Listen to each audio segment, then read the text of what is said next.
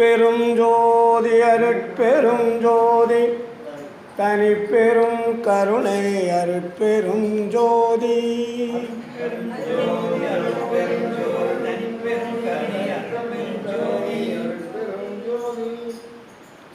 அருட்பெரும் ஜோதியே அருட்பெரும் ஜோதியே என்னாருயிரிற் கலந்து ஆடுகின்ற அருட்பெரும் ஜோதியே அன்பிற்கலந்து அறிவாய் விளங்கும் அருட்பெரும் ஜோதியே அன்பிற்கலந்து அறிவாய் விளங்கும் அருட்பெரும் ஜோதியே தெள்ளாரமுதாகி உள்ளண்ணி நிற்கும் அருட்பெரும் ஜோதியே நின்னாசை ஒன்றே என்னுள் ஆர்க்கின்றதே அருட்பெரும் ஜோதியே நின்னாசை ஒன்றே என்னுள் ஆர்க்கின்றதே அருட்பெரும் ஜோதியே அருட்பெரும் ஜோதியே அருட்பெரும் ஜோதியே அருட்பெரும் ஜோதி அருட்பெரும் ஜோதி தனிப்பெரும் கருணை அருட்பெரும் ஜோதி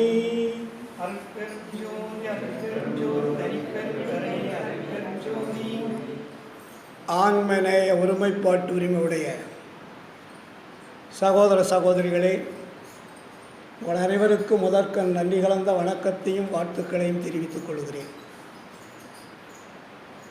ஈரோடு மாநகரம் சமரசுத்த சன்மார்க்க சத்திய சங்கத்தின் சார்பாக ஒவ்வொரு மாதமும் உங்களையெல்லாம் கண்டு கழித்து உரையாடுவதை நினைக்கின்ற பொழுது மட்டற்ற மகிழ்ச்சி. மாதம் எப்படியும் உங்களை சந்திச்சே தீரணும் அப்படின்ற ஒரு சூழ்நிலை உருவாயிடுது. அதே போல் காலங்கள் நேரங்கள் கூட்டி வச்சிருது. வாதபோதம் முடிந்து 2 நாளுக்கு முன்னாடி தான் வந்தேன்.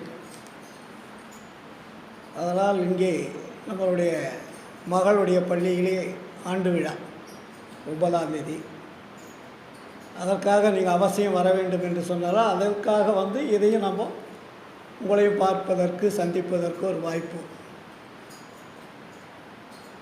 நாம் எவ்வளோ சந்தித்து எவ்வளோதான் உரையாடினாலும் கூட ஆனால் நம்ம வாழ்க்கையிலே கொஞ்சம் மாற்றங்கள் ஏற்படுத்தி கொள்வது கொஞ்சம் சிரமமாக தான் இருக்குது இல்லையா? தினமும் கேட்குறோம், பேசுகிறோம், படிக்கிறோம். ஆனால் இருந்தாலும் வாழ்க்கை என்பது ஒரே நிலையில் தான் ஓடிட்டுருக்கு. ஏதாவது கொஞ்சம் மாற்றம் ஏற்பட்டிருக்கா அப்படின்னு நம்ம ஒரு சுய பரிசோதனை பண்ணி பார்த்தா தான் தெரியும். ஆனால் பார்த்தா எல்லாம் அதே மாதிரி தான் இருக்குது. கொஞ்சம் ஏதாவது ஒரு மாற்றம் அடைஞ்சிருக்கா, இல்லை வேறு ஏதாவது ஒரு அன்பர்கள்லாம் கேட்டு அவர்களுக்கு ஒரு அறிவு விளக்கம், அருள் விளக்கம் கிடைத்து தன்னுடைய வாழ்க்கையிலே ஒரு புதுமையான மாற்றத்தை கண்டுகளிக்கக்கூடிய ஒரு சூழல் உருவாக்கி இருக்குதுன்னா கொஞ்சம் கேள்விக்குறியாக தான் இருக்குது.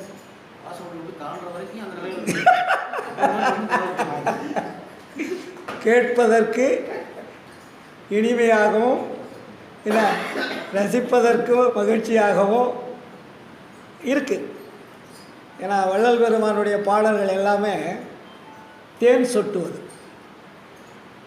அருட்பா முழுவதுமே 1லிருந்து 6 திருமுறை வரையுமே அது பக்தி பாடல்களாக இருக்கட்டும், உச்சநிட்டு நிலையில் இருக்கக்கூடிய பாடல்களாக இருக்கட்டும், எல்லாமே தேன் சொட்டும் விருந்து போல். அந்த அளவிற்கு அருட்பாவிலே வள்ளல் பெருமான் நமக்கெல்லாம் கொடுத்துட்டு போயிருக்கார். தமிழக வரலாற்றிலேயே உலக வரலாற்றிலேயே தமிழ் மொழியில் இனிமையாக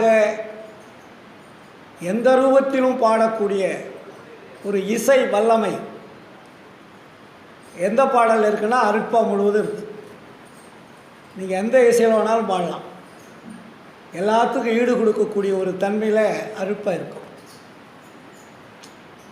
குமாரபாளையத்தில் 2 நாளாக வந்து தமிழ் மாநாடு எல்லாம் கேள்விப்பட்டிருப்பீங்க. எல்லாம் வாட்ஸ்அப்லேயே நிறைய வந்திருக்கோம். ஒரு 10 நாளைக்கு முன்னாடி நான் ஒரு செய்தி போட்டிருந்தேன். அவங்க பத்திரிக்கைலாம் அடிக்காததுக்கு முன்னாடியே தமிழை மாநாடுகள் நடத்தி வளர்ப்பது கொஞ்சம் கஷ்டம், மாநாட்டுக்கு அன்பு கலந்த வாழ்த்துக்கள் அப்படின்னு ஹெட்டிங் போட்டேன். வந்துருந்தது இல்லையா? அதில்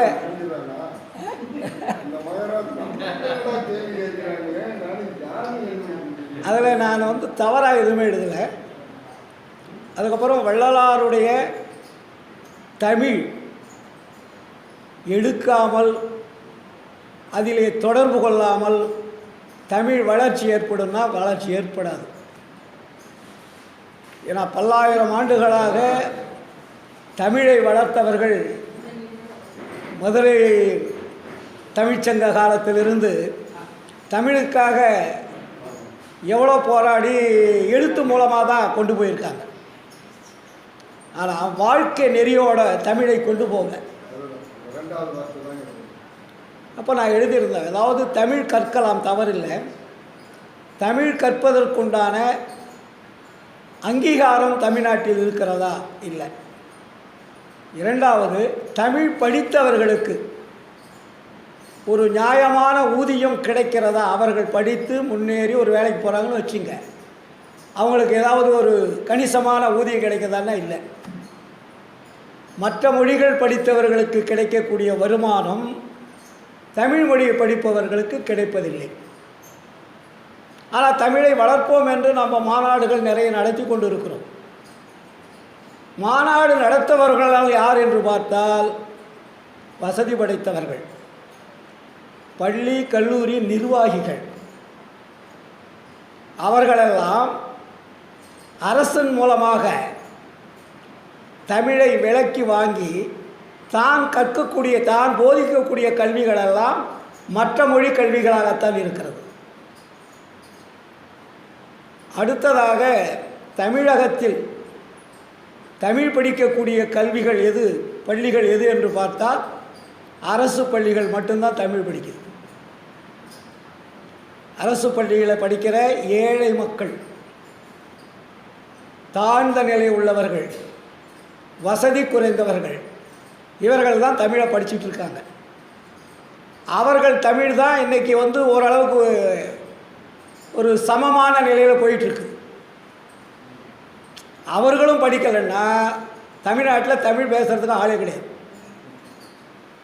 ஏன்னா அரசு தனியார்களுக்கு கல்விகளையும் பள்ளிகளையும் கல்லூரிகளையும் விலைக்கு விற்றுட்டாங்க. அவங்க இஷ்டம் போல் அவங்க வியாபாரம் பண்ணிக்கிட்டு இருக்காங்க. கல்வி என்பது வியாபாரமாக மாறிவிட்டது. அந்த வியாபார கல்வி இந்த மக்களுடைய வளர்ச்சிக்கு உதவுமானா உதவாது.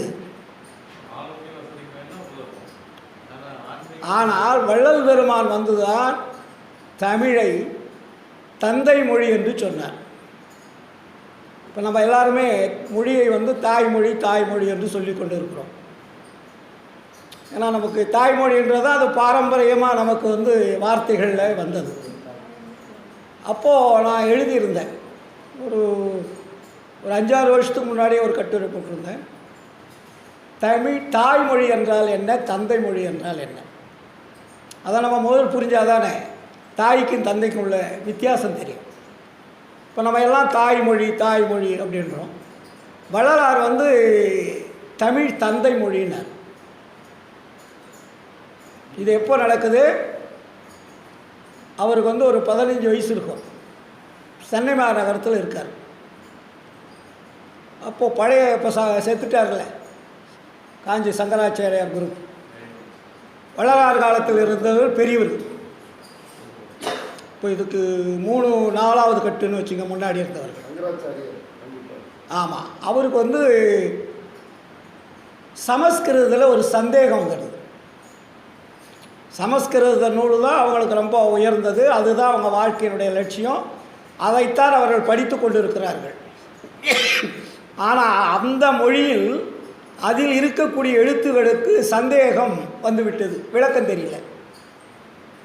அவங்க மொழி, அதுக்கு விளக்கம் தெரியாத இருக்கும்போது அங்கே காஞ்சிபுரம் தானே அது, காஞ்சிபுரத்தில் வந்து அவருக்கு வள்ளலாரை தெரிஞ்சவர் அங்கே ஒருத்தர் இருக்கார். அவர்கிட்ட சொல்கிறாரு, இது மாதிரி இங்கே ராமலிங்கன்னு ஒருத்தர் இருக்கார் சென்னையில், அவரை கூட்டிகிட்டு வந்து கேட்டால் இதுக்கு விளக்கம் கொடுப்பாரு அப்படின்னு சொல்கிறார். அதுக்கு அவர் என்ன சொல்கிறாரு, அவர் பள்ளிக்கூடத்துக்கே போகாதவர், தமிழே தெரியாது, அவரை கூட்டிகிட்டு வந்து கேட்டால் எப்படி அதுக்கு விளக்கம் சொல்ல முடியும் அப்படின்னு அதுக்கு பதில் சொல்கிறாங்க. ஐயா, நான் சொல்லிட்டேன், நீங்கள் கேட்குறதும் கேட்காதும் உங்கள் விருப்பம், கேட்டு பாருங்கள், அதுக்கு விளக்கம் தெரிஞ்சால் ஒத்துக்குங்க, விளக்கம் தெரியலாம் விட்டுறது, அதில் என்ன காசா பணமா, கேட்குறது தானே அப்படின்னு சொல்லும்போது அவர் கொஞ்சம் மனம் மாறி இருக்கு. உடனே சங்கராச்சாரியார் அதுக்கு ஏற்பாடு பண்ணுறாரு. ஏற்பாடு பண்ணோடனே வள்ளலாரும் சங்கராச்சாரியாரும் பேசுகிறாங்க. அப்போ சமஸ்கிருத நூலை வள்ளலார் கொடுக்குறாரு. வள்ளலார் பார்த்தோன்னே இப்படி எடுக்கிறாரு, இப்படி பார்க்குறாரு, மூடி வச்சிட்டார். அவர் என்ன கேள்வி, என்ன சந்தேகம் என்பது வள்ளலாருக்கு தெரிஞ்சு போச்சு. அவர் எந்த எழுத்துக்கு விளக்கம் கேட்குறாரு, எது அவருக்கு சந்தேகம் என்பது வள்ளலாருக்கு தெரிஞ்சு போச்சு. தெரிஞ்சிட்ட உடனே வள்ளலார் வந்து அந்த சமஸ்கிருதத்துக்கு விளக்கம் 2-3 விளக்கங்களை கொடுக்குறார்.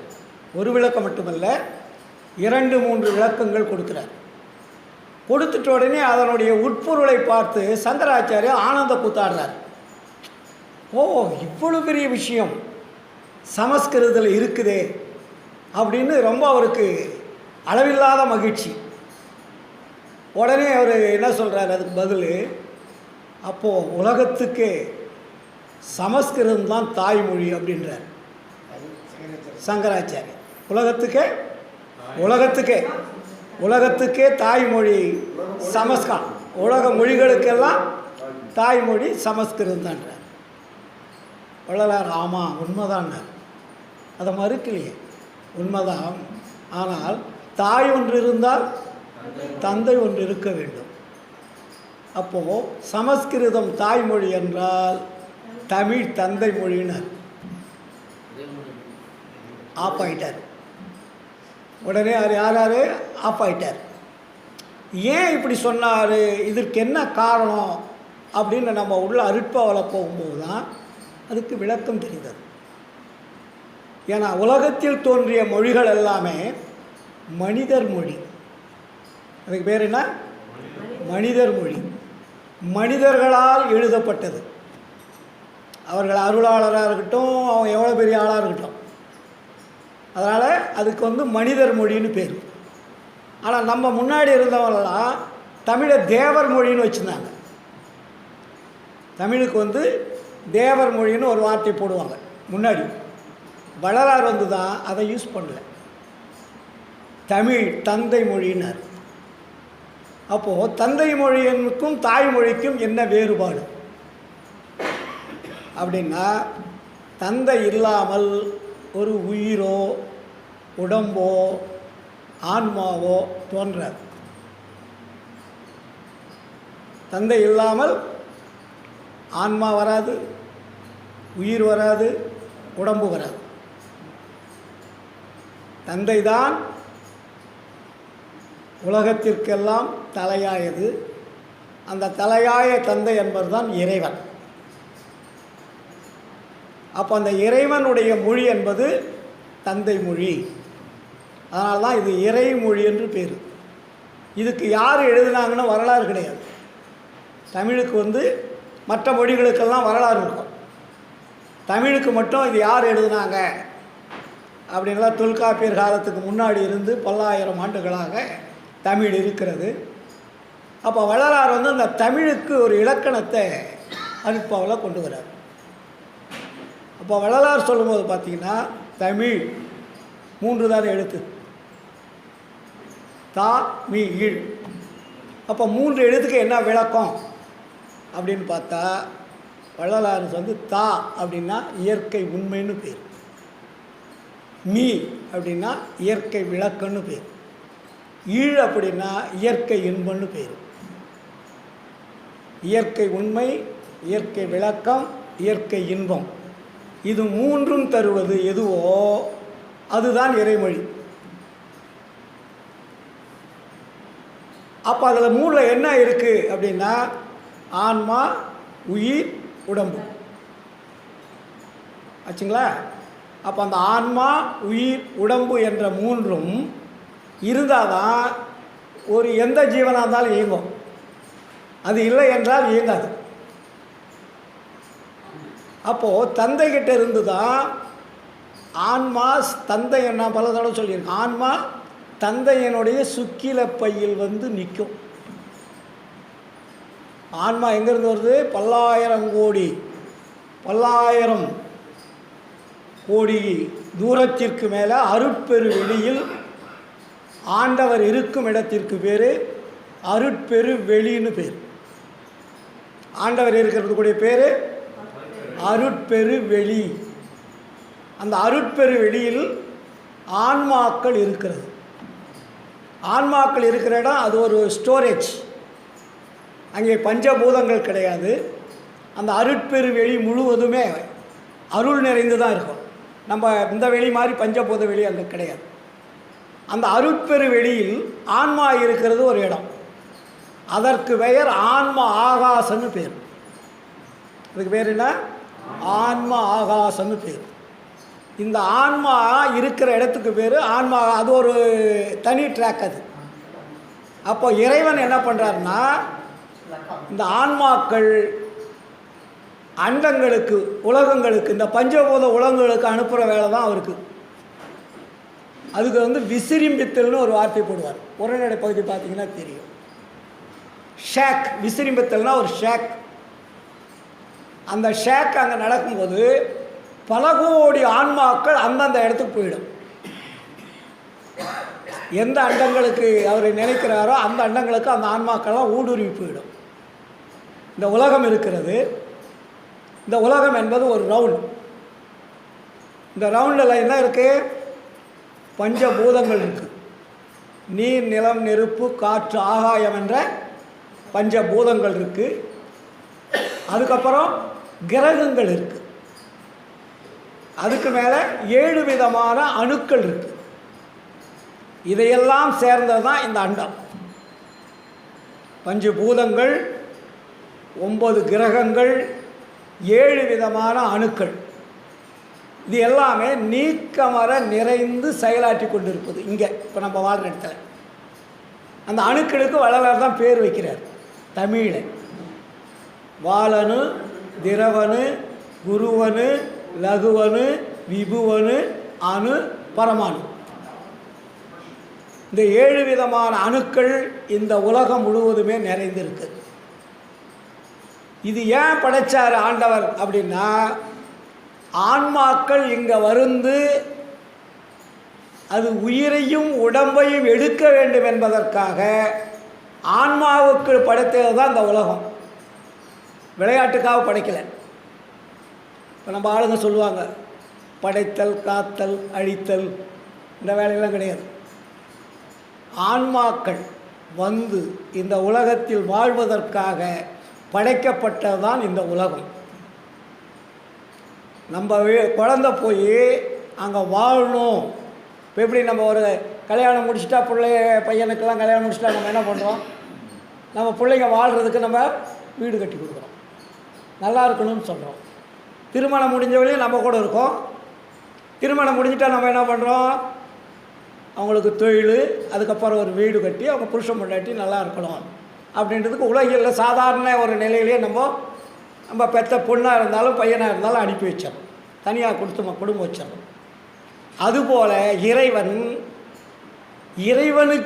இறைவனையே அந்த ஆன்மாக்கள் பார்க்கல. இது ஒரு பெரிய சூப்பர் ரகசியம்.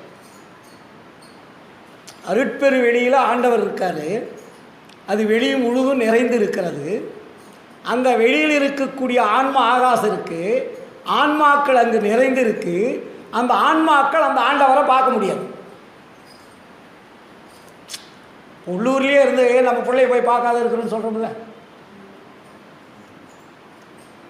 ஆண்டவர் யாருன்னு அந்த ஆன்மாக்களுக்கு தெரியாது. இந்த ரகசியமெல்லாம் எந்த மதங்களிலும் சமயங்களிலும் விளக்கம் தரவில்லை.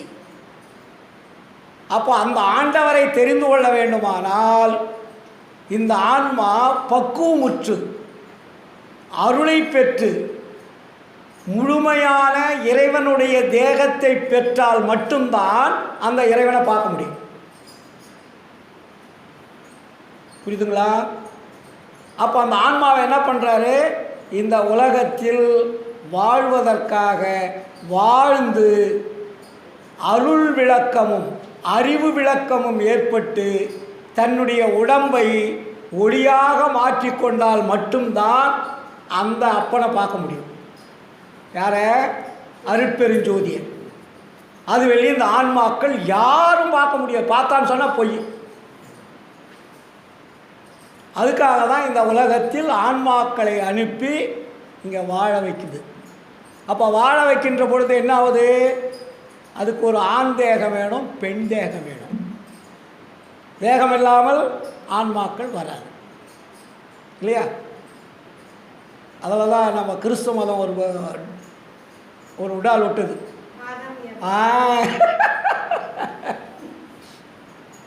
அவர்களை படைத்தார்கள், ஒரு பழம் சோலையை வைத்தார் இறைவன், அதிலே ஒரு கனி, அந்த கனியை புசிக்க வேண்டாம் என்று சொன்னார்கள். இவர்கள் புசித்தார்கள், மாட்டிக்கொண்டார்கள். அப்படி அவங்க கதையை கொண்டு வருவாங்க. அது அல்ல. இந்த உலகம் ஆன்மாக்கள் வாழ்வதற்காக பரிணாம வளர்ச்சியில் இந்த உயிர்களை கொண்டு வரார் கடவுள். ஃபஸ்ட்டு தேகம் என்ன? தாவரம். ஆன்மா வந்தோடனே என்ன தேகம் எடுக்குது? முதல் தேகம் தாவரம். தாவரத்துக்கு என்ன வேணும்? ஆண் பெண் என்றது அங்கே தேவையில்லை, அது மண்ணில் தான் வளரும். தாவரங்கள் வேறு வேறு ஒன்றா சேருமானா சேராது. அந்தந்த வேறு அந்தந்த இடத்துல இருந்து அது வளரும். புரியுதுங்களா? அதான் தாவரன்னு பேர். நீ ஒரு செடியை வச்சுட்டு பக்கத்தில் ஒரு ஆண் செடி, இந்த பக்கம் ஒரு பெண் செடி வச்சுட்டு அந்த வேறு இந்த வேறு மோதி அது வளருதா? கிடையாது. அப்போ தாவரம் என்பது இந்த மண்ணில் நேரடியாக வளர்ந்து மற்ற ஜீவர்களுக்கு பயன் தரக்கூடியதாக வாழுது. முதல் தேகம் அதான். அது சும்மா எதுவுமே கொடுக்காத போயிடுதா? அதில் என்ன வருது? பூ வருது, பிஞ்சு வருது, காய் வருது, கனி வருது. இது எல்லாமே இந்த உலகத்தில் பரவலாக உற்பத்தி ஆகிட்டு இருக்குது. நம்ம ஒரு தாவரத்தை நம்மளாக உருவாக்கணும். இப்போனால் விஞ்ஞான ரீதியில் அதுக்கு வேறு ஏதோ பண்ணுறாங்க. ஆனால் எந்த தாவரத்தையும் மனிதனால் உருவாக்க முடியாது. அப்போ அந்த தாவரங்களிலிருந்து ஊர்வன அடுத்த ப்ரொமோஷன் பேர். அதுக்கு எத்தனை கோடி தாவரங்களாக பிறக்க வேண்டும் என்பது ஒரு கணக்கு இருக்குது. மொத்தம் நமக்கு எத்தனை லட்சம் யோனி பேதங்கள் வளர சொல்கிறாரு? 84 லட்சம். இதுதான் நம்ம வந்த வழி. 84 லட்சம் யோனி பேதங்களெல்லாம் போய் போய் போய் போய் தான் மனித தேகம் கிடைச்சிருக்கு. 84 லட்சம் தான் சாதாரணமாக. 84 லட்சங்கள் பிறப்பு எடுத்து தான் இந்த மனித பிறப்பு கிடைச்சிருக்கு. அதனால தான் வள்ளலார் அழுத்தமாக சொல்லுவார், நீங்கள் என்னவோ விளையாட்டாக தெரிந்து கொண்டு இருக்கிறீர்கள்.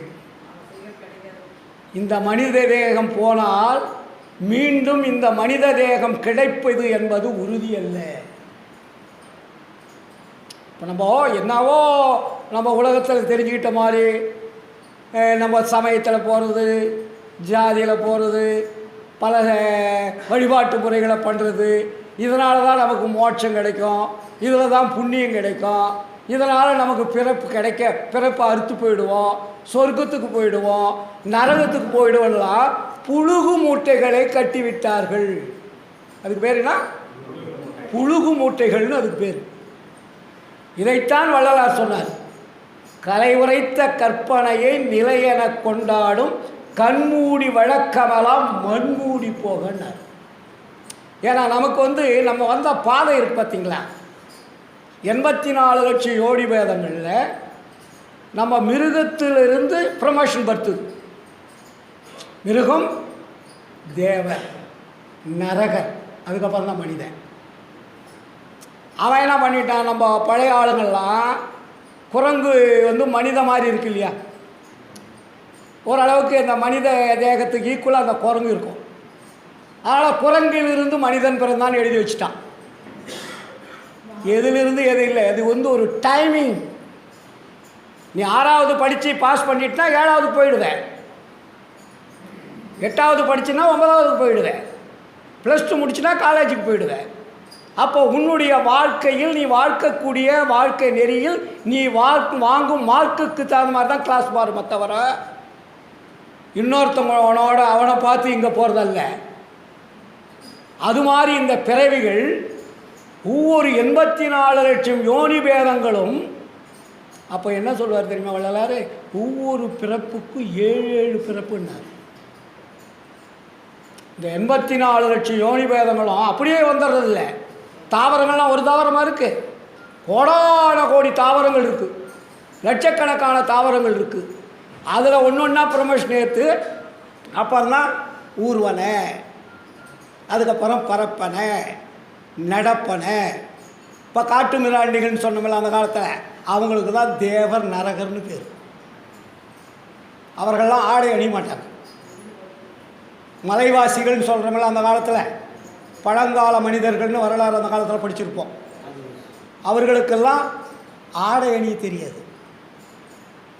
அவங்க அதுக்கப்புறம் அந்த வளர்ச்சி கொஞ்சம் கொஞ்சமாக நாகரிகம் வளர்கின்ற பொழுது அவங்களுடைய ப்ரொமோஷனுக்கு அடுத்தது தான் மனித தேகம். இந்த மனித தேகம் வந்த ஒரு பாடு தான் அறிவு விளக்கமும் அருள் விளக்கமும் கொடுக்கப்படுது. அதுக்கு முன்னாடி அறிவு விளக்கம் இல்லை, அருள் விளக்கம் இல்லை. அந்த தேவரெலாம் சமயத்தில் சொன்ன தேவர்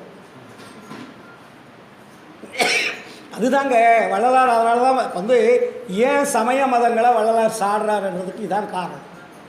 ஏன்னா நம்மளையெல்லாம் இப்படி ஒரு போதையில் வச்சுட்டாங்க. நமக்கெல்லாம் ஒரு பயங்கரமான, எப்படி இந்த தண்ணி போடுறவன் என்ன தான் சொன்னாலும் அவன் போதையிலேருந்து மாற மாட்டான். அவன் போட்டால் தான் அவனுக்கு அந்த நார்மலுக்கு வருவான். நீங்கள் என்ன தான் திருத்தவே முடியும். ஏன்னா அதுக்கு அடிமையாகிடுவாங்க. இந்த தண்ணி போடுறவங்க, மற்ற சின்ன சின்ன குற்றம் செய்கிறவங்கெல்லாம் அடிமையாகிடுவாங்க. அடிமையாகிட்டா அவங்கள திருத்துவதே கஷ்டம். அது மாதிரி தான் அந்த சமய மதங்கள் நம்மை அடிமையாக்கி விட்டது. நம்ம ஏன் அதிலிருந்து வர முடியல? இப்போ நான் வள்ளலாருக்கு சமய மதங்களை திட்டணுன்னு ஆசையா, இல்லை ஈரோடு கதிர்வேலுக்கு சமய மதங்களை எங்கே போகலான்னு திட்டான்னு ஆசையா? ஏனால் அதில் நாம் ஊறி போய்விட்டோம், அடிமையாகிவிட்டோம், அதிலே மயங்கிவிட்டோம். அதுக்கு தகுந்த மாதிரி கற்பனை கதைகளையும் நம்மளுடைய அறியாமையும் அதில் ஒன்றோடு சேர்ந்துச்சு. அதனால் நம்மளால் என்ன பண்ண முடியும்? அதிலிருந்து விலகி வர முடியவில்லை. இப்போ நீங்கள் எவ்வளோ தான் சன்மார்க்கத்தை பேசிகிட்டு இருந்தாலும் கூட வீட்டுக்கு போனோடனே நமக்கு ஞாபகம் என்ன வரும்? முருகா, பெருமாளே, சிவனே, அந்த ஞாபகம் தான் வரும். ஏன்னா அங்கே மாற்றம் அடையல. உடனே போயிட்டு அங்கே ஒரு பேக்கெட்டில் விபூதி இருக்கும், எடுத்து நம்ம நீட்டாக பட்டையை போட்டுக்கோம். பழக்கம் தவறுன்னு சொல்ல வேண்டாம், அந்த பழக்கத்திற்கு அடிமையாகிட்டோம். நான் அப்படி தான் ஆரம்பத்தில் இருந்தேன். நான் தண்ணி போட்டேன், அன்றைக்கே சொல்லியிருக்கேன். சிகரெட்டு குடித்தேன், உத்ராட்சி போட்டு தான் அணியணியாக போட்டிருந்தேன். எல்லாம் வெள்ளியிலலாம் செஞ்சு தாடி விழ விட்டுருந்தேன். காலையில் கடைக்கு வந்தால் நல்லா பட்டை, இந்த விபூதி சீக்கிரம் அழிஞ்சு போயிடும். அதுக்காக நல்லா பவுடர் தண்ணி கொஞ்சம் கலந்து நல்லா நீட்டாக போட்டுக்குவேன். அதுக்கு மேலே சென்டரில் வந்து ஒரு நல்ல சந்தனம் போட்டு, சந்தனத்துக்கு மேலே ஒரு குங்குமம். அது காலையிலேருந்து சாயந்தரம் வெளியே அழியாது. தாடி இவ்வளோ இருக்கும் எனக்கு, முடி ஜடாமுடி மாதிரி இருந்தேன், கழுத்தில் உத்திராட்சி கொட்டை. காலையில் எழுந்திருத்தா வந்து அதெல்லாம் சுவாமி சுவாமின்ற மாதிரி கும்பிடுவாங்க. கடைக்கு வந்து ஆமாம் இருக்குது, நிறைய இருக்குது. அப்புறம் என்னாச்சு, இது வந்து வரவங்களாம் ஏதோ ஒரு அந்த பழக்கம் தானே, நம்மளை ஏதோ ஒரு தெய்வத்தை பார்க்குற மாதிரி நினைப்பாங்க. அது நம்ம ஈஸ்வரன் கோயிலில் நம்ம அன்பர்கள்லாம் நிறைய இருக்காங்க, காலமாயிட்டாங்க. அவர் காரில் வந்தாருன்னா இறங்கி என்னை பார்த்து கும்பிட்டு தான் வருவார். அப்படி ஒரு பழக்கம் அதில் இருந்தது, அந்த போதை. அதுக்கப்புறம் தான் இந்த அருப்பா எனக்கு கிடைச்சிது. அதுக்கு முன்னாடி அருப்பா நான் படிக்கலை. இதை படிச்சுட்ட பிறகுதான் இவ்வளவு காலமாக நாம் வேஷம் போட்டு கொண்டிருந்தோம், வீண் காலம் கழித்து கொண்டிருந்தோம் இன்னும் எனக்கு அறிவு வந்தது. அதுக்கு முன்னாடி மட்டன் சாப்பிட்டோம், எல்லாமே உண்டு என்கிட்ட. அத்தனையும் இந்த அருட்பா வந்த பிறகுதான் ஒரே நாளில் தூக்கி போட்டோம். இந்த சங்கத்தில் வந்து தான் பேசணும். இதே இடம், இந்த இடத்தில் வந்து அருட்பாவை படித்து பேசி, அதற்கு பிறகு நானும் எங்கள் மனைவி எல்லாமே பேசி, எண்ணெயிலிருந்து நம் வீட்டில் மது கிடையாது, மாமிசம் கிடையாது, புகை கிடையாது, அதுக்கப்புறம் சிலை வடிவங்களை வழிபாடு செய்வதில்லைன்னு உறுதி எடுத்தோம். எங்கள் வீட்டில் அப்படியே படம் போட்டு பிரேம் போட்டு வச்சுருப்பேன், எல்லா படமும் இருக்கும். லைனாக அந்த உள்ள சாமி ரூமுக்கு போனீங்கன்னா எந்த படமே இல்லாத படம் இருக்காது. எல்லா படத்தையும் தூக்கி மேலே அட்டத்தில் போட்டோம். ஒரே ஒரு வடலூர்லேருந்து விளக்க வாங்கிட்டு வந்து ஒரு ஜோதி, அன்னைக்கு ஏற்றி வச்ச ஜோதி தான் இன்றைக்கி வெளியே எங்கள் வீட்டில். வேறு எந்த படமும் இருக்காது. ஏனென்றால் அந்த அறிவு விளக்கம் என்பது தெரிந்தது, அவ்வளோதான். ஏன்னா ஒரு படம் வந்து நம்மளை காப்பாற்றாது. ஏன்னா அது வந்து பிரேம் போட்டால் தானே. நீங்கள் கடையில் கொண்டு போய் ஒரு சிவகாசிக்கு சொன்னால் ஒரு முருகர் வல்ல வந்து எந்தெந்த உருவம் வேணுமோ போட்டு கொடுத்துருவான். நீங்கள் கொண்டு போய் படத்தை கொடுப்பீங்க, பிரேம் போட்டுருவான், கொண்டாந்து வீட்டில் மாட்டிடுவீங்க, அது சாமின்னுவீங்க. நேற்று வெள்ளியும் அது பேப்பரில் பிரிண்ட் பண்ணால் படம், படத்தை பிரேம் பண்ணால் கடவுள். அதுக்கு ஒரு மாலையை போட்டுறீங்க, வந்து இதுதான் கடவுள், இதுதான் நமக்கு கொடுக்குதுன்னு நினைக்கிறோம். இது கொடுக்குமா என்ற அறிவு நமக்கு விளங்கலை. மனிதன் ஒரு படத்தில் போய் அருளை பெற முடியுமா என்ற அறிவு நமக்கு விளங்கலை. அது விளங்கினால தான் என்ன பண்ணோம், வள்ளலார் என்ன சொன்னார், படத்தினாலும் உருவத்தினாலும் உனக்கு அறிவும் விளங்காது, அருளும் விளங்காது. அப்போ எதனால் விளங்கும், உன்னை போன்ற ஜீவர்கள், அந்த ஜீவர்களுக்கு நீங்கள் உபகாரம் செய்தால் அந்த உபகாரம்தான் அதை அனுபவிப்பவர்கள் வாழ்த்துவார்கள். வாழ்த்துறவன் இருக்கான், நீ படம் வாழ்த்துமா உன்னை வாழ்த்தாது. அதனால தான் வள்ளலாருக்கு அதுக்கு ஒரு டைட்டில் கொடுத்தாரு, ஜீவகாருண்யன்னு போட்டார். ஜீவகாருண்யமே மோட்ச வீட்டின் திறவுகோல்னார். உங்கள் மோட்ச வீட்டுக்கு போகணும், உங்களுக்கு ஒரு சாவி வேணும்னா நீங்கள் எத்தனை கோயிலுக்கு போய் வழிபாடு பண்ணாலும் சாவி கிடைக்காது. நீங்கள் எத்தனை அங்க பிரதட்சணம் பண்ணாலும் கிடைக்காது. நீ எவ்வளோ 24 மணி நேரம் காலையிலேருந்து சாயந்தரம் வரையும் உருட்டிக்கிட்டே இருந்தாலும் பத்தாது, வராது. நீங்கள் மூச்சை பிடிச்சிக்கிட்டு இடைகளை பிங்களை நான் நிறுத்துறேன் பிடிக்கிறேன் வெளியே பண்ணால் 16 இன்ச்சு உள்ளே 8 இன்ச்சு இழுத்துக்கிட்டு இருந்தாலும் வேலையாகாது. நீங்கள் மற்ற உயிர்களுக்கு துன்பம் வருகின்ற பொழுது அந்த துன்பத்தை யார் போக்குகின்றார்களோ அவருடைய ஆன்மாவில் தான் அந்த ஆற்றல் வந்து பதியும், அந்த வைப்ரேஷன். அவர்கள் மகிழ்ச்சி அடைகின்ற பொழுது அவர்கள் வாழ்த்துவார்கள். இப்போ காலையில் சோறு போடுறீங்க, வயிறு நெறிஞ்சிட்டப்பால் அந்த வயிறில் இருக்கக்கூடிய அந்த அருள் பசி கனல் அடங்கிய உடனே, அந்த பசி நிறைந்த உடனே அங்கே வந்து ஆன்ம நெகிழ்ச்சி, ஆன்ம உருக்கம் அங்கே தான் ஏற்படுனார்கள். அதுக்கு பேர் என்ன, ஆன்ம நெகிழ்ச்சி, ஆன்ம உருக்கம், ஆன்ம இன்பம். ஆனால் பக்திக்கு என்ன சொன்னார், மன நெகிழ்ச்சி மன உருக்கம்னு போட்டார். மன உருக்கம் மன நெகிழ்ச்சி என்பது ஒரு குறிப்பிட்ட நேரத்தில் கலைந்து விடும். அது புத்தியில் இருக்கிறது. ஆன்ம நிகழ்ச்சி, ஆன்ம உருக்கம், ஆன்ம இன்பம் என்பது என்றும் அழியாது. அது எங்கே ஸ்டோர் ஆகுது? ஆன்மாவில் ஸ்டோர் ஆகுது. அங்கே தான் டெபாசிட்.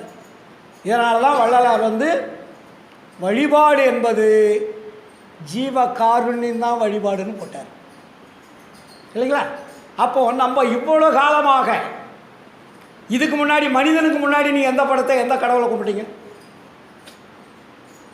மனித தேகம் எடுத்து விட்ட பிறகு நாம் நமக்கு வழிகாட்டியவர்களுடைய கொள்கையை நம்ம பின்பற்றோம். நமக்கு வழிகாட்டினவர் இருக்கான் இல்லையா, நம்மளாவா வந்துட்டோம். இப்போ நம்ம கோயில் நம்மளாக கட்டினோம், ராமாயணம் நம்மளாக எழுதணும், மகாபாரதம் நம்மளாக எழுதணும், எல்லாமே முன்னாடி எழுதி வைத்த பெரியவர்கள் இல்லையா? அந்த பெரியவர்கள்லாம் நமக்கு என்ன பண்ணாங்க? இதைத்தான் வள்ளலார் சித்தி விளாக திருமாளிகையில் கொடியேற்றி வைத்து பேருபதேசம் என்ற ஒரு உபதேசத்தை கொடுத்தார். உபதேசம் என்பது வேறு, பேருபதேசம் என்பது வேறு.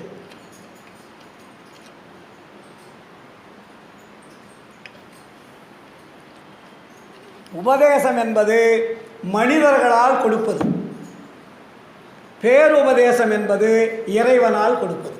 இது ரெண்டுக்கு தான் வித்தியாசம். உபதேசம் அப்படின்னா யார் வேணாலும் உபதேசம் பண்ணலாம் மனிதர்கள். பேருபதேசம் பண்ண முடியுமானா பண்ண முடியாது.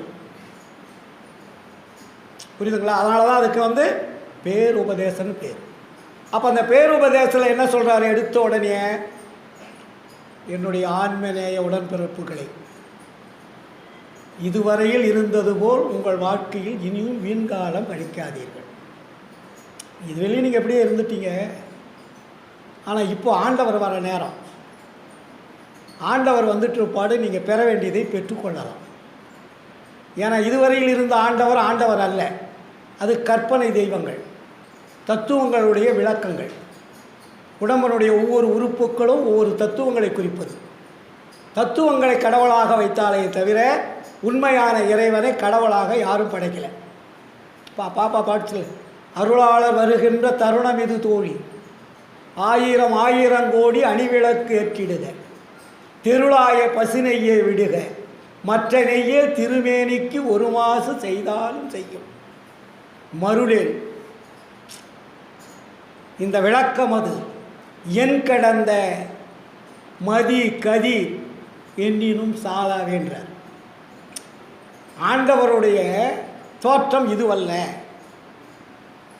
ஏன் மங்களமாக ஏற்றுதலும் கண்டா? இருட்டு இருக்கக்கூடாதுன்றதுக்காக விளக்கு வேணும்.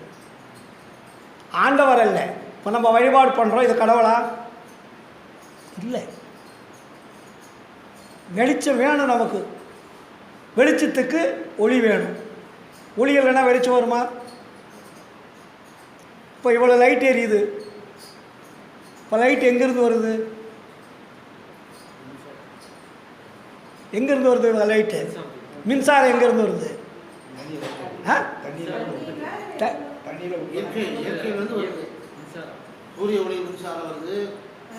ஏன் விஞ்ஞானம் வளராதுக்கு முன்னாடி தண்ணியிலேருந்து எங்கேயும் வரல, யாரும் எடுக்கலையே? காற்றுலேருந்து எதாவது எடுத்தாங்களா? அப்போ விஞ்ஞான வளர்ச்சி என்னத்தை கண்டுபிடிச்சான்? அணுக்களை உடைக்கும் சக்தியை கண்டுபிடிச்சான். அதுக்கு முன்னாடி அணுக்களை உடைக்க முடியாதுன்னு நம்ம ராமாயண மகாபாரதம் சொல்லியிருக்கு. விஞ்ஞான வளர்ச்சி என்ன கட்டிடுது? தண்ணியை உடைப்பதால் தண்ணியிலிருந்து அந்த அணுக்கள் உடையும் போது தான் மின்சாரம் வெளிவரும். காற்றை உடைப்பதால் காற்றாடி மின்சாரம். புரியுதுங்களா? அக்னியிலிருந்து மின்சாரம் வருது இல்லையா? அப்போ இப்போ எல்லா வீட்லையும் போட்டாங்க. அப்போது ஒவ்வொரு அணுக்களும் உடைபடுகின்ற பொழுது அந்த அணுக்குள்ளுள் வெறி வருவது தான் மின்சாரம். அதுக்கு பேர் தான் மின் சக்தின்னு வச்சாங்க பேர். அதுக்கு பேர் என்ன? மின் சக்தி. நீரினால் எடுப்பது நீர் மின் சக்தி, காற்றால் எடுப்பது காற்று மின் சக்தி, அனலால் எடுப்பது அனல் மின் சக்தி. அப்போ ஏன் மின்சக்தி வருது? இதெல்லாம் டைரெக்டாக வந்தால் என்ன ஆகும்? அந்த மின்சாரத்தை அப்படியே இப்போ மேட்டூர்லேயோ இல்லை நெய்வேலியோ தயார் பண்ணாங்கன்னு வச்சுங்க, அந்த மின்சாரத்தை டைரெக்டாக உங்ககிட்ட கொடுத்தா என்னவா? பஸ்மம் ஆகிடும். அதை ஸ்டோர் பண்ணி அது வந்து எவ்வளோ லோடு எந்தெந்த இடத்துக்கு அனுப்பணும், அங்கே எவ்வளோ ஃபங்க்ஷன் தேவை, அந்த ஃபங்க்ஷனுக்கு எந்தெந்த பிரிவுகள் பிரிக்கணும், எந்தெந்த டிரான்ஸ்பார்மர்ட்டோ எந்தெந்த இடத்துல அந்த மின்சாரத்தை ஸ்டோர் பண்ணி பிரித்து ஒரு வீடுக்குன்னா இவ்வளோ தான், ஒரு ஃபேக்ட்ரிக்குன்னா இவ்வளோ தான் அப்படின்றத நமக்கு பிரித்து கொடுக்கும். அதுக்கு தான் ஜங்ஷன் வைக்கிறோம் இல்லையா? அதுக்கு எர்த்து வைக்கணும். எர்த்து இல்லைனாக்கா யூஸ் ஆகாது. அப்போ என்ன எர்த்துனா என்ன? எர்த்து இல்லைன்னா டைரெக்டாக மின்சாரம் இயங்காது. ஏன் இயங்காது? அதை தான் நம்ம ஆளுங்க என்ன வச்சாங்க சமயத்தில், சக்தி இல்லையே சிவன் இல்லை, சிவன் இல்லையே சக்தி இல்லை. ரெண்டும் சேர்ந்தாதான் ஒரு பொருள் இயங்கும். அதே மாதிரி நம்ம உடம்புல ஆன்மா இல்லாமல் உயிர் இல்லாமல் உடம்பு இயங்காது. நம்ம உடம்புல ஆன்மாவும் உயிரும் இருந்தால்தான் உடம்பில் இருக்கக்கூடிய அத்தனை உறுப்புகளும் வேலை செய்யும். உடம்பு அந்த உயிரை வந்து கொஞ்சம் ஆஃப் பண்ணிட்டு வச்சுங்க, அதுக்கு பேர் என்ன? அதுதான் பிணம். 8-2ன்னா 8 என்பது உடம்பு, 2 என்பது ஆன்மா உயிர். Very simple. போய் நீங்கள் இதுக்கு கற்பனைக்கே போக வேண்டாம். 8ஓட 2 சேர்த்து என்னவும் அறியீர், எத்துணை கொள்கின்றீர் பித்துணைகிறேன் இல்லையா? இப்போ உடம்பையும் ஆன்மாவையும் உயிரையும் பிரிச்சிடுறீங்க, உடம்பு வந்து பிணமாக கிடக்குது. அப்போ எங்கே போச்சு? இது ரெண்டும் இயங்கலை. இயங்காதனால அந்த உறுப்புகளுக்கு வேலை இல்லை, அதனுடைய சக்தி எனர்ஜி அது கொடுக்கல. ஏன்னா அந்த கொடுக்குற அளவுக்கு உங்களுடைய உடம்பை நீங்கள் காப்பாற்றுறால என்ன ஆகுது? இனிமேல் கொடுத்தா அந்த உடம்பு இயங்காததுனால அதை நிறுத்திக்குது. உங்களுக்கு இயங்குற சக்தி இருக்கிற வழிதான் அது ஆற்றல் வரும். அந்த இயங்குற சக்தி பாடியில் குறையினாவோ தன்னுடைய எனர்ஜியை அது குறைச்சிக்கும்.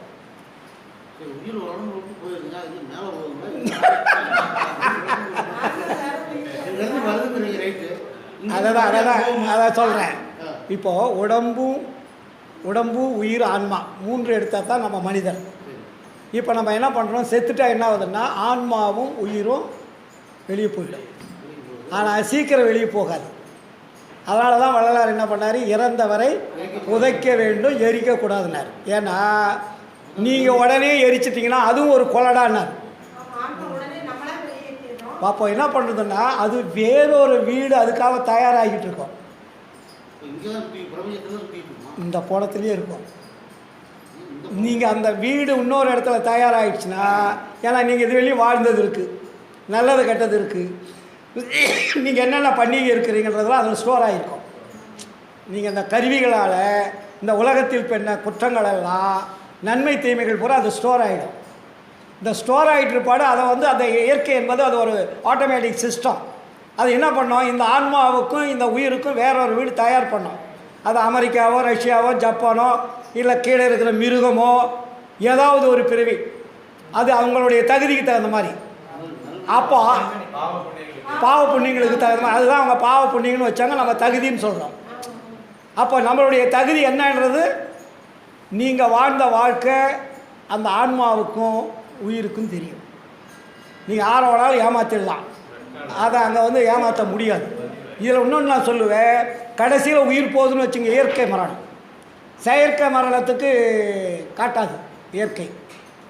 இயற்கை மரணம் ஏற்பட்டால் உங்களுக்கு உடல்நிலை சரியில்லை, ரொம்ப கொஞ்சம் கஷ்டப்பட்டீங்க, உடம்பு இயங்காத எல்லா டாக்டரு அது இது மருந்தெல்லாம் கொடுத்தாங்க, நீங்களுக்கும் மரணம் வருது, டாக்டர் சொல்லிட்டார் இன்னும் 1 மணி நேரத்தில் உங்களுக்கு மரணம் வரப்போகுது, சொல்கிறவங்களுக்கெல்லாம் சொல்லிவிடுங்க அப்படின்னு சொல்லுவாங்க. அப்போ என்ன ஆகுன்னா லாஸ்ட்டு ஸ்டேஜ், உங்களுடைய உடம்பை விட்டு உயிர் போக போகுது. அப்போ உங்களுக்கு ஒரு ஸ்க்ரீனை ஓடாங்க, எங்கே நீங்கள் ஆன்மாவில் பார்க்கலாம், உங்களுக்கு மட்டும்தான் தெரியும், மற்றவர்களுக்கு தெரியாது. அங்கே டிவி ரெக்கார்டு ஓடிட்டுருக்கோம். நீங்கள் இதுவரை செய்த நன்மை தீமைகள் என்னென்னன்றதை ஒரு செகண்டில் உங்களுக்கு கால்குலேஷன் பண்ணி அடுத்த பிறவி என்னன்னு உங்களுக்கு சொல்லிட்டு தான் போகும். இதுதான் சஸ்பென்ஸ். யாருக்கு இது வெளியே தெரியாது, சொல்லவும் முடியாது, சொன்னாக்கா அதையும் வியாபாரம் பண்ணிவிடுவாங்க. புரியுதுங்களா? யாருக்குமே இறைவன் சொல்லாமல் அனுப்புவதில்லை. அடுத்த பிறவி என்ன என்பது உங்களுக்கு லாஸ்ட்டில் தெரிஞ்சே தீரும். அப்போ தான் சில பேர் என்ன பண்ணுவாங்கம்மா, செத்தவங்களை பாருங்கள், அந்த கடைசி நிமிஷம் அவங்களுக்கு ஒரு நல்ல பிறவி கிடைக்குன்னா ரொம்ப சிரிப்பாக இருக்கும், மூஞ்சி மலர்ச்சியாக இருக்கும். உடனே அங்கெங்கெல்லாம் கூப்பிடுவாங்க, அவங்கள கூப்பிடுவாங்க, பார்ப்பாங்க, ஆனந்த கண்ணீர் விடுவாங்க. மோசமான பிறவின்னா அவனுக்கு மூஞ்சி கருகருத்து போயிடும், துடிப்பாங்க, பதறுவாங்க.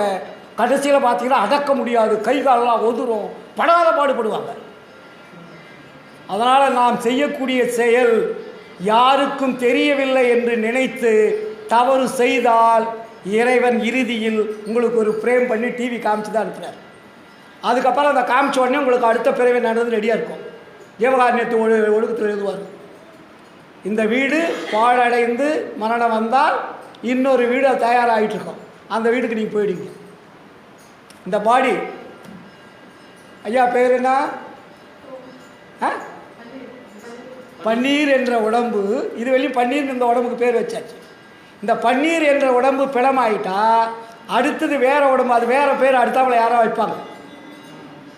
உங்களுக்கு அந்த உடம்புல உயிர் இருக்கிற வழி தான் நம்ம பேர் கதிர்வேல்னாலும் சரி, யாராக இருந்தாலும் சரி. முடிஞ்சு போச்சுன்னா அடுத்த பிறவி வரும்போது அடுத்த பிறவிக்கு என்ன தோற்றம் வருதோ அதுக்கு தகுந்த பேர் தானம் வந்துடும். இதுதான், வேறு சொர்க்கத்துக்கும் போகாது, நரகத்துக்கும் போகாது. இதைத்தான் வள்ளலார் சொல்வார், இறந்தவரை எடுத்திடும்போது அகற்றுகின்ற உலகில் இரவாத பெருவரை நீர் ஏனடைய மாட்டீர், மறந்திருந்தீர் பிணி மூப்பில் சம்மதமோ உமக்கு. சொல்கிறார் இல்லையா, பிணி மூப்பில் சம்மதமோ உமக்கு சிறந்திடு சன்மார்க்கம் ஒன்றே, பிணி மூப்பும் மரணம் சேராமல் தவிர்த்திடுந்தான் தெரிந்து வம்மினிங்கே. பிறந்த பிறப்பிதில்தானே நித்திய மெய்வாழ்வு பெற்றிடலாம், பேரின்பம் உற்றிடலாம் விரைந்தேனார். இவ்வளோ அழகாக சொல்லி நம்ம என்ன பண்ணுறது, பழக்கம் விட முடியல. விட முடியாட்டியும் பரவாயில்லைங்க, கருணையோடு வாழுங்க, வேறு ஒன்றுமே வேண்டாம். நமக்கு இந்த பழக்க வழக்கங்கள் ரொம்ப காலமாக ஊறி போச்சு. வீட்டில் போய் சொன்னால் பொண்டாட்டி கேட்க மாட்டாங்கள, பிள்ளைங்க கேட்காது, கஷ்டமாக இருக்குது. நம்ம எப்படி இதை சமாளிக்கிறது? சொன்னாலும் வீட்டில் சண்டை தகராறு இல்லையா? எத்தனையோ குடும்பத்தில் நம்ம சன்மார்க்க குடும்பம்லாம் நம்ம பார்க்குறோம். மனைவி சன்மார்க்கத்தில் இருக்கும், புருஷன் சன்மார்க்கத்தில் இருக்க மாட்டார். புருஷன் சன்மார்க்கத்தில் இருப்பார், மனைவி சன்மார்க்கத்தில் இருக்காது. அவங்க வீட்டில் போனீங்கன்னா சண்டையாக இருக்கும். இந்த தெய்வம் வேணும்னு அந்த அம்மா, இல்லை நீங்கள் இவர் ஜோதி தான் வேணும்னு நீங்கள். இப்போ இங்கே 2 போட்டி, வீட்டில் சாமிக்கே போட்டி. இதெல்லாம் ஒரு பக்கம் விட்டுட்டு, கடவுளே எனக்கு இந்த மாதிரி ஒரு வாழ்க்கை அமைஞ்சிடுச்சு, என்னால் எதையும் மீறி செய்ய முடியல, அதனால் என்னை காப்பாற்றுவது நீங்கள் தான், நீங்கள் தான் என் உள்ளே இருக்கிறீங்க, வேறு வெளியில் கடவுள் இல்லை இல்லையா? நம்ம ஆன்மா தான் நமக்கு எல்லாமே, ஆன்மா தான் இறைவனுடைய குழந்தை. உங்களுக்கும் ஆன்மாவுக்கும் கடவுளுக்கு தான் கனெக்ஷன், வேறு யாரும் கனெக்ஷன் கிடையாது. கடவுள் உங்களை பார்த்துக்கிட்டு இருக்கிறாருன்னா என்ன அர்த்தம்? ஆன்மாவுக்கும் அவருக்கும் கனெக்ஷன் இருக்குது, நேரடி கனெக்ஷன், எல்லாத்துக்கும் நேரடி கனெக்ஷன் உண்டு. அப்போ நம்ம என்ன பண்ணணும்? நான் வீட்லேயோ மற்ற இடத்துலையோ சண்டை போடல, தகராறு பண்ணல, பிரச்சனை உருவாக்கலை. நீங்கள் கருணையோடு, உங்களுக்கு மட்டும் நீங்கள் கருணையோடு வாழுங்க, வெளியே கூட சொல்லாதீங்க. அது செய்யுங்களா, அது செய்யலாமில்ல. பொண்டாட்டிக்கு சொல்ல வேண்டாம், பிள்ளைக்கு சொல்ல வேண்டாம், மனைவிக்கு சொல்ல வேண்டாம், உற்றார் உறவினருக்கு சொல்ல வேண்டாம். நீ என்னவோ பண்ணிக்கங்க, நீ எந்த சாமியும் கும்பிட்டுங்க, உங்களால் திருத்த முடியாது. ஆனால் எனக்கு ஓரளவுக்கு அறிவு விளக்கம் ஏற்பட்டுடுது, அருள் விளக்கம் ஏற்பட்டுடுது, அதனால் நீங்கள் என்ன செய்வீங்க செஞ்சுக்குங்க, என்ன விட்டுருங்கன்னு கூட சொல்லாதீங்க, உங்கள் பாதையை தனியாக அமைச்சுங்க. அதனால தான் வள்ளலார் தனித்திரு, பசித்திரு, விழித்திருன்னார். பசித்திரு, தனித்திரு, விழித்திரு. அப்போது இறைவன் அருளை கொடுப்பான் என்ற நம்பிக்கையோடு பசித்திருக்கணும். ஏன்னா இது வெளியே நம்ம சோத்தை சாப்பிட்டுட்டே இருக்கோம், சோறு சாப்பிட்ற வெளியே மரணம் வந்தே தீரும். நீங்கள் எவ்வளோ தான் சாமி கும்பிட்டாலும் வேலையாகாது, அருப்பா படித்தாலும் வேலையாகாது. சோற்றாசையோடு காம சேற்றாசைப்படுவாரை துணிந்து கொள்ள கூற்றாசைப்படும். சோறு சாப்பிட்ற வெளியே மரண வேலை பெருவாள் கிடைக்காது சார். அது கதிரவேலாக இருந்தாலும் சரி, யாராக இருந்தாலும் சரி. மற்றவர்களுக்கு இயற்கை உண்மையோடு நீங்கள் உபகாரம் செய்யும்போது எங்கே கருணை இயற்கையாக இருக்கணும். இயற்கையில் உள்ளன அங்கே விளங்கி அருட்பெருஞ்சோதி. மற்றவருடைய பசியை நீங்கள் முழுமையாக போக்குன்ற பொழுது இறைவன் உங்கள் பசியை போக்கிடுவார். உங்களுக்கு பசி வராது. நான் பசித்த போதெல்லாம் தான் பசித்ததாகி நல்லுணவு கொடுத்து என்னை செல்வமுற வளர்த்தாய், வான்பதிக்கும் நெடுமார்க்கும் கிடைப்பதரிதாம்னார். என்னுடைய நான் பசித்த போதெல்லாம் நீ பசித்ததாகி நல்லுணவு கொடுத்து என்னை செல்வமுற வளர்த்தாய். யாரு கிடைக்காதான்? நீங்கள் வணங்கக்கூடிய வான்பதிக்கும் நெடுமார்க்கும் மற்ற தெய்வங்களுக்குமே கிடைக்கலன்ட்டார். நீங்கள் இறைவனோட நீங்கள் நெருங்கி இருந்தால் பசி வராது சார். இறைவன்கிட்ட நீங்கள் கேப் போட்டிங்கன்னா தான் பசி வரும். ஏன்னா நம்ம உலகில் இருக்கிறோமே, தொழில் இருக்கிறோம், உலகில் இருக்கிறோம், எல்லாருக்கிட்டையும் தொடர்பு வச்சுட்ருக்குறோம். இந்த தொடர்பு பூரா கட் பண்ணால் தான் அந்த தொடர்பு வரும். இறைவனுடைய தொடர்பு எப்போ வரும்? உலகில் தொடர்பு எப்போ உங்களுக்கு கட் ஆகுதோ அப்போ தான் இறைவனுடைய தொடர்பு கனெக்ஷன் ஆகும். வள்ளலார் ஞானசரிகள் 2வது பாடல் என்ன சொல்கிறாரு? புகுந்தருணம் இது கண்டீர் நம்மவரே நான் தான் புகழ்கின்றேன், என் மொழி ஓர் பொய்மொழி என்னாது. உகுந்தருணம் உற்றவரும் பெற்றவரும் மற்றவரும் பிறரும் உடைமைகளும் உலகியலும் உற்ற துணை அன்பு. எது துணை? மிகுந்த சுவைக்கரும்பே செங்கனியே கோற்றேனே மெய்ப்பயனே கைப்பொருளே விலையறியாமணியே தகுந்த தனிப்பெரும்பதியே தயாநிதியே கதியே சத்தியமே என்றுறவில் பக்தியோடு படித்தேன். தெளிவுபடுத்திட்டாரா? ஏன்னா நம்ம உறவு வச்சுட்டோம், நம்ம உறவுலேருந்து மீள முடியாது. இந்த குறிப்பிட்ட ஏஜுக்கு மேலே எல்லாத்தையும் நம்ம கொஞ்சம் கொஞ்சமாக ஒதுக்கணும். இப்போ நான் ஏன் ஃப்ரீயாக இருக்கிறேன்? எல்லாத்தையும் ஒதுக்காச்சு. பேருக்குத்தான் பொண்டாட்டி, பேருக்குத்தான் மகா, பேருக்குத்தான் மக, பேரெல்லாம். ஆனால் உள்ளுக்குள்ள அதுக்கு உங்கள்கிட்ட இருக்கிற பாசம் தான் அங்கே வைப்பேன். என் பையனுக்குன்னு தனியாக ஒரு பாசமோ என் பொண்டாட்டிக்குன்னு தனியாக பாசமோ அதெல்லாம் போய் ரொம்ப காலமாச்சு. இதுதான் பற்றறுத்தல். இப்போ நம்ம அந்த ஸ்டேஜ் தாண்டிடணும். ஏன்னா நம்ம ஒரு குடும்பத்தை வைத்து ஒரு உயிர்களை உருவாக்கிட்டு நடுத்தரவு விட்டுட்டு போகக்கூடாது. அதை விட பெரிய பாவம் ஆண்டவரை ஏற்றுக்க மாட்டார். ஏன்னா நீங்கள் தப்பு பண்ணதுனால தான் நம்ம குடும்பமே வந்தது. அப்போது நீங்கள் தவறு பண்ணிட்டதுனால தான் நான் எல்லாம் வருது. குழந்தையாகட்டும், மனைவியாகட்டும், குடும்பமாகட்டும், சொத்து சொகை எல்லாமே உங்களுடைய வாழ்க்கைகள். நீங்கள் தவறு செய்கின்ற பொழுது அந்த தவறான வாழ்க்கைக்கு இதெல்லாம் தேவைப்படுது. அப்போ இதெல்லாம் நீங்கள் வச்சுக்கிட்டு கடைசியில் இப்போ என்ன விட முடியாதுன்னு இருக்கிறீங்க. விட முடியாத இதெல்லாம் கொண்டு போக முடியுதா? அப்படி சிந்திச்சு பாருங்க சார். நம்ம இவ்வளோ காலமாக 40, 50, 60 வருஷமாக சம்பாரித்தோம். பேங்க்கில் ஒரு 100 கோடி, கார் 4-5 காரு, பங்களா, வாடகைக்கு எக்கச்சக்கமான வீடு, எல்லா பணமும் வந்துருச்சு இருக்குது. மரணம் வருது. மரணம் வரும்போது இந்த பணம், காரு, வீடெல்லாம் விற்று அந்த உயிரை காப்பாற்றுங்கன்னு கொடுங்க. அந்த உயிரை காப்பாற்ற முடியுமா? அப்படி அது அந்த பொருளெல்லாம் அவங்க உயிரை காப்பாற்றுச்சுன்னா கிரேட்.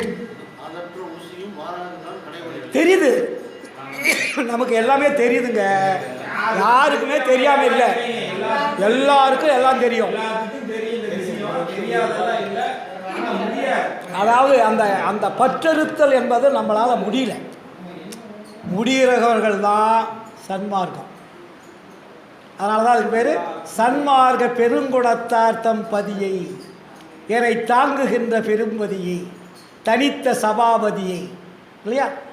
அன்மார்க்கம் தவிர்த்தறி அம்பலத்தை ஞானசரிகளை கடைசி பாட்டுக்கு முன்னாடி பாட்டு. அப்போ புன்மார்க்க கரிவரிதாம் புண்ணியனை ஞான பூரணமே பெருளா பொருளாகி பொருந்திய மாமருந்தை தெளிவாக சொல்லுவார். அப்போது நம்ம எப்படி இருக்கிறோம்? நம்ம மேலே குற்றம் இல்லை சார். இதை தான் பேருபுத்தர் சொல்கிறார். நம்மளுக்கு வழிகாட்டவன் தான் சார் குற்றவாளி. அதை தான் அங்கே சொல்கிறார். இதை மறைத்தவன் ஓர் வல்லவன், அவன் பூட்டிய பூட்டை இதுவரையில் யாரும் திறக்க வரவில்லை, உடைக்கவும் வரவில்லை. தகுதி இருந்ததா நமக்கு? அவன் பூட்டிட்டு போயிட்டான், கதைகளாகவும் கற்பனைகளாகவும். ஆனால் அதை உடைக்கிறதுக்கு யாராவது தில்லு வச்சா, திறக்கிறதுக்காக தான் தில்லு வச்சா, ஒருத்தருக்கும் வரல. அப்படின்னா வள்ளலார் என்னாச்சு? உடைக்கும் ஒரு வரவில்லைன்னா நான் உடைச்சிட்டேன்னு அர்த்தம். அதுக்கு பின்னாடி வந்தார்கள் யார்? பெரியவாள் பெரியவாள் என்று நீங்கள் கூவி கூவி வணங்கி கொண்டிருப்பவர்கள், பெரியவர்கள் என்று பெயரிட்டு கொண்டவர்களும் உண்மை தெரியாமல் கண்ணை மூடிக்கொண்டு உளறிக் கொண்டிருக்கிறார்கள் எழுதுகிறார் வள்ளலார். கண்ணை மூடிக்கொண்டா என்ன அர்த்தம்? குருடன் அர்த்தம். அவன் தான் எழுதி வச்சுட்டான். ஆனால் பின்னாடி வந்தவர்களாவது அது உண்மை எடுத்து மக்களுக்கு சொன்னார்களா என்றால் சொல்லவில்லை. அப்படியே குருடன் கண்ட யானை போல உளறி கொண்டிருக்கிறார்கள் நான் எழுதுகிறேன். அப்போ நம்மளுக்கு இவ்வளவு பெரிய விஷயத்தை யதார்த்தமாக சொல்லியும் கூட நம்மால் சிலவற்றை விட முடியவில்லை. எனக்கு என்னென்ன ஒரு மகிழ்ச்சி, நான் சன்மார்க்கத்துக்கு வரும்போது எனக்கு அந்த உற்ற துணைன்னு சொல்கிறாங்களே, உற்ற துணை என்பது எனக்கு இருந்தது. என் மனைவி என்னை விட ஒரு 10 மடங்கு கூட இருப்பாள் சன்மார்க்கத்தில், வள்ளலாருடைய நினைக்கும். அப்போது அவளுக்கு அந்த தெளிவு ஏற்பட்டதுனால எனக்கு ஈஸியாக போச்சு. சண்டை மட்டும் இல்லை, உணர்ந்தவர்கள். இப்போ நான் ஒரு சிறு சிறு தவறு செய்கிறேன்னு வச்சுங்க, பயங்கரமாக கண்டிச்சு பண்ணிடுவான். அந்த அளவுக்கு அளவிட முடியாத ஒரு பற்று வள்ளலார்கிட்ட உண்டு. அதனால் நாங்கள்லாம் தப்பிச்சிட்டோம். அதே மாதிரி எனக்கு பின்னாடி வந்த என்னுடைய குழந்தைகள் 3 பேருமே வள்ளலாருடைய கொள்கைகளை முழுமையாக தெரிஞ்சிட்டாங்க. 3 பேருமே, பொண்ணாகட்டும் பெரியவனாகட்டும் சின்ன பையனாகட்டும், அவங்களுக்கு A to Z தெரியும். அதனால் என் லைஃப் ஃப்ரீ. ஏன்னா அவங்க ஏதாவது கொஞ்சம் புரியாதவங்களாக இருந்தால் நான் இப்படி சுதந்திரமாக வர முடியாது, ஒரு முறை சுற்ற முடியாது, போக முடியாது, இதுக்கு வேறு வேலை இல்லையா, போய் கட்டி போட்டு வீட்டில் உட்கார சொல்லி வீட்டுவாங்க. புரியுதுங்களா? இனிதாக இருக்குது. அதெல்லாம் காரணம் என்ன, நாங்கள் அது மேலே வச்ச பற்று தான் சார். இப்போ நான் மட்டும் புதிய மனிதன் இல்லை, கடவுள் கொண்டாந்து எனக்கு கொடுக்கல. உண்மையை உணர்ந்து இதுவெல்லாம் பொய் என்று தெரிந்து இதை நானும் உணர்ந்து குடும்பம் உணர்ந்து மற்றவர்களுக்கு உணர வைக்கிறேன் இல்லையா? அப்போ வள்ளலார் தான் சொல்லுவார், அப்பா நான் வேண்டுதல் கேட்டு அருள் புரிதல் வேண்டும், ஆருயிர்க்கெல்லாம் அன்பு செயல் வேண்டும். அடுத்தவர் என்ன போட்டார்? எப்பாரும் எப்பதமும் எங்கனும் நான் சென்றே என் தந்தை நினது அருட்புகழை இயம்பியிடல் வேண்டும். இதான் அந்த மேலே அதை புரிஞ்சேன். செப்பாத மேனிலைவேல் சுத்த சிவமார்க்கம் திகழ்ந்தோங்க அருஜோதி செலுத்தியிடல் வேண்டும். தப்பேது நான் செய்யணும் நீ பொறுத்தல் வேண்டும், தலைவா நினை பிரியாத நிலைமையும் வேண்டுவனே. இல்லையா? சிம்பிள். இதெல்லாம் ஒரு பெரிய விஷயமே கிடையாது. இப்போ என்னை பார்த்தீங்கன்னா ஒரு 40-35 ஆண்டுகளுக்கு முன்னாடி இதே ஊரில் இதே விழா எடுத்தோம். டாக்டரு முருகேசு எல்லாம் தான் இருந்தோம். அப்போ முதல் வள்ளலார் படம் வேண்டாம், சரி படம் வச்சுங்க தப்பு இல்லை, பட்டை அடிக்காதீங்கன்னு முதல் குரல் கொடுத்தது இந்த ஊரில் தான், தமிழ்நாட்டில். டாக்டர் பயந்துட்டார், முருகேசும் பயந்துட்டார். ஒரு ஒன்றும் எங்கள் வீட்டில் இருக்க அந்த கட் அவுட்ரு செஞ்சு முதல் அதுக்கு முன்னாடி பார்த்தீங்கன்னா எங்கே பார்த்தாலும் வள்ளலார் விபூதி படம் தான் இருக்கும். இதே இடத்துல அதை செஞ்சு இவங்க வீட்டுக்கு முன்னாடி தான் அந்த ஆர்டிஸ்ட் அந்த பந்தல் போட்டதை பூரா அங்கே தான், அந்த பேர் என்ன, உமாபதி. அப்போ அந்த கட் அவுட்லாம் பெருசாக 12 அடி 14 அடி போட்டு மேலே தனியாக ஒரு ஸ்டேஜுக்கு ஒரு இரும்புலையே தயார் செஞ்சு விபூதி இல்லாத கட் அவுட் வச்சு தமிழ்நாட்டில் இருக்கக்கூடிய அத்தனை பேரையும் வர வச்சுருந்தோம். ஊர்நடிகள், துறவியார், மகாலிங்கம், கிரிதார் பிரசாத், தமிழ்நாட்டில் அப்போ ஒரு பாலு, விழுப்புரம் கோயில்சாம்பா, யார் பெரிய ஆளுகளோ அத்தனை பேர் 30 விழான்னு வச்சு அதே வைசா கல்யாணம் தான் சாப்பாடு. அப்போ NMS கலையரங்கில் இருக்காதெல்லாம் இப்போ காம்ப்ளெக்ஸ் கட்டிட்டாங்க. அப்போ போடும்போது இந்த ஊரில் என் நாக்கை அறுப்பதற்காக போராட்டங்கள் நடந்தது. சரிங்களா? அதே ஈஸ்வரன் கோயில் குறிப்பெலாம் விபூதி வேண்டான்னு சொல்கிறான் அந்த கதிர்வேலு. விபூதி எவ்வளோ பெரிய ஒரு அற்புதமானது, சமயத்தை அதை விட ஒரு சின்ன உலகத்திலே கிடையாது. இவன் வள்ளலாருக்கு வேண்டான்றான், யாரையும் வைக்க வேண்டான்றான் அப்படின்னு சொல்லிட்டு என் நாக்கை அறுத்திடுவன்லாம் பேசி அதற்கு எதிர்ப்பு குரல் கொடுத்து டாக்டர் பயந்துட்டார், முருகேசன் பயந்துட்டார். மாநாடு எப்படி நடத்த போகுதுன்னே தெரியல, எல்லாருக்கும் பயம். உடனே நான் என்ன பண்ணேன், நேராக டாக்டருங்கெல்லாம் கூப்பிட்டு கலெக்டரை போய் கூப்பிட்டோம், SP கூப்பிட்டோம், ஜட்ஜி கூப்பிட்டோம், எல்லாரையும் ஒரு ஒரு ஒரு ஒரு மீட்டிங்க்கு காலையில் ஒரு தலைவர், மதியானம் ஒரு தலைவர், இப்படி 3 விழாவுக்கும் 6 தலைவர்களை போட்டோம். எல்லாம் அதிகாரிகளை, சன்மாரிகளை பூரா பேச்சாளராக போட்டோம். ஏன்னா போலீஸ் பந்தோபஸ்து அப்போ தான் நமக்கு வரும். அப்போ நேராக அப்போ விநாயகமும் என்ன ஒரு பேர் ஜட்ஜி. அப்புறம் அவர் வள்ளலார் மதுரையிலேருந்து இங்கே வந்திருந்தார். அவர்கிட்ட எனக்கு பழக்கம். போய் பேசினோடனே நீங்கள் ஒன்றும் பயப்படாதீங்க, துணிஞ்சு செய்யுங்கன்ட்டார். அதுக்கப்புறம் இங்கே இந்த குரூப்பெல்லாம் ஆஃப் பண்ணுற அளவுக்கு பந்தோபஸ்து பண்ணி மகாலிங்கம் எல்லாம் வச்சு இன்றிலிருந்து வள்ளலாருடைய அன்புக்காக வள்ளலார் கட்டோட்டில் கூட வச்சுக்கோங்க. ஏன்னா அவர் பொம்மையே வேண்டான்னார், தன்னுடைய உருவத்தே வேண்டான்னார். அப்படி இருந்தும் உருவ வச்சுட்டீங்க. ஆனால் அதுக்கு நீங்கள் சைவ சமய சின்னன்னு வைக்கிறீங்க. இன்னொருத்தன் வைணவ சமயம், அவனும் தான் சாப்பிடாத இருக்கான் மாமிசம். அவன் நாமம் போட்டால் என்ன பண்ணுவீங்க? அப்போ உனக்கும் சொந்தம், அவருக்கும் சொந்தம் தான். இல்லை இஸ்லாம் மதத்துலேயும் சொந்தம் தான், கிறிஸ்துவ மதம் வள்ளலாருக்கு சொந்தம் தான். எல்லாருமே பின்பற்றுறாங்க. ஆளாளுக்கு அவன் ஒரு சிலுவை போடுவான், இல்லாட்டி ஒரு குள்ளாய் போடுவான், நீ ஒரு விபூதி போடுவேன், நீ ஒரு நாமத்தை போடுவேன். அப்போ வள்ளலாருக்கு இத்தனை பேர் வேஷம் போட்டுட்டு பார்க்கலான்னு ஆசைப்படுறீங்களா? இந்த கருமத்துக்கு தான் வள்ளலார் பொன்னான உடம்பை மண்ணாக ஆக்கி விட்டீங்களே கீழே போட்டு உடைச்சார். இவ்வளோ பெரிய விஷயம் தெரிஞ்சு அப்புறம் இதை நம்ம தெரிஞ்சுட்டு நம்ம மற்றவங்க மாதிரியே இருந்தால் என்ன அர்த்தம்?